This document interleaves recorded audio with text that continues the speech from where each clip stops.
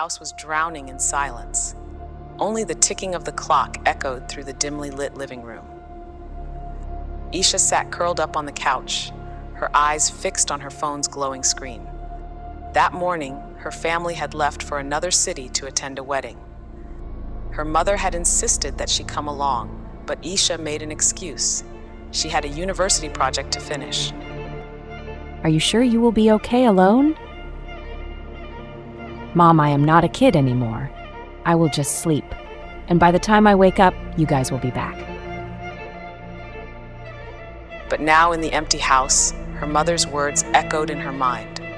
Something felt off, like that eerie feeling when you know someone is watching you, but when you turn around, no one is there.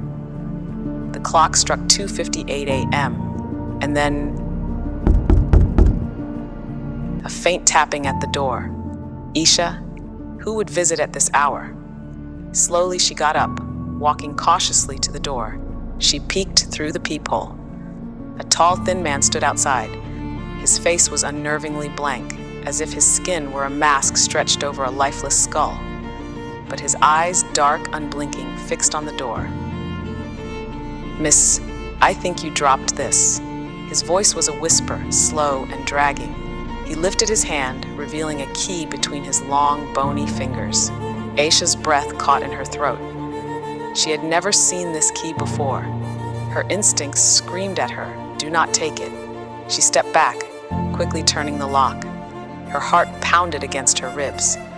Her phone buzzed, a new message from an unknown number. "Why did you lock the door? I'm already inside." The nightmare begins. Isha's breath hitched. She turned around, scanning the house. Nothing had changed. Everything looked the same, but the air felt heavier, as if something unseen was pressing against her chest. With trembling hands, she ran to the kitchen and grabbed a knife. "Who is there?" Her voice was shaky. This time, from behind her. But that was impossible. There was only a wall behind her. Something moved in the mirror across the room. Aisha hesitated, her eyes slowly shifting toward the reflection. Her blood ran cold. The man was standing inside the mirror. He wasn't in the room, just in the reflection. "Look at me. I'm right here." His voice slithered into her ears like a shadow. Fight or die, Esh had no way out. The door was locked.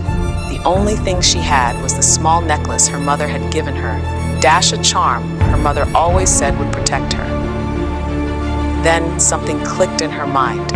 Her grandmother once told her, "Jinns live in mirrors. Break the mirror, and they lose their hold on this world." Gripping the knife tightly, she took a deep breath, then slammed it into the mirror. A crack spread across the glass, then another. And then, shatter, the mirror exploded into 1,000 shards.